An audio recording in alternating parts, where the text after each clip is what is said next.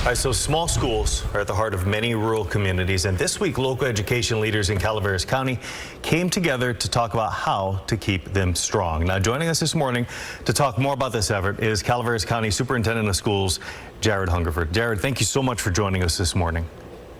Thank you for having me.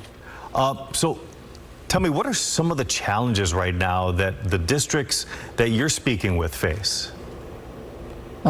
Wide-ranging challenges, of course, financial. We're funded in a number of different ways, but typically rural schools have higher costs as well as a lower funding level based on the California school funding system.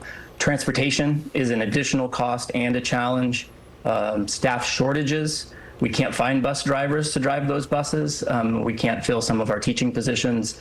Being remote, not near a university, smaller population base, that's probably our biggest challenge. And then finally, just all the accountability mechanisms that the state has devised that are really designed for our big school districts that fall on the shoulders of typically one or two people in a small school district like we have in Calaveras County. The superintendent often responsible for upwards of 160 plans and reports each year that pull them away from the crucial work of leading our schools so that our students can succeed academically.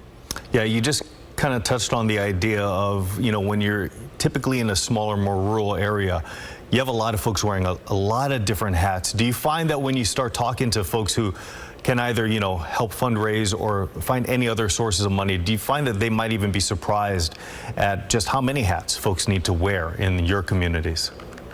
Absolutely. I mean, even as a county superintendent in a small county, my role is a lot different than my colleagues in large counties, a lot more hands-on.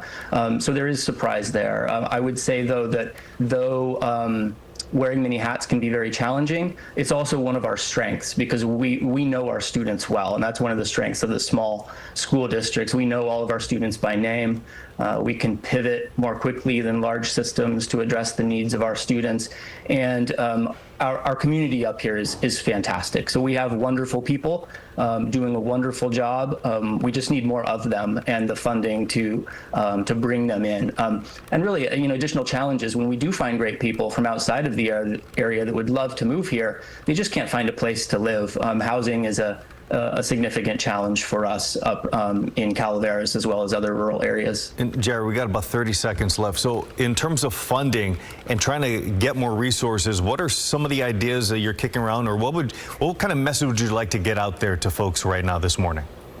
Right. So I would say to advocate for raising the LCFF, which is the local control funding formula for all schools, but particularly to have an add-on for rural schools that face higher costs, and to give us flexibility in the resources that we already have. There are programs that were designed for bigger districts like the after-school extended learning opportunity program that is really hard for us to use because it was built for larger models. So flexibility to use those funds through local control. All right, Jared, well, I will also tell you that as somebody who grew up in a town population 5,000 and had a very small community around us as well, I appreciate the work that you do, and I definitely understand exactly how difficult that can be. So thank you so much for joining us this morning. Absolutely. Thanks for having me. Take care. You too.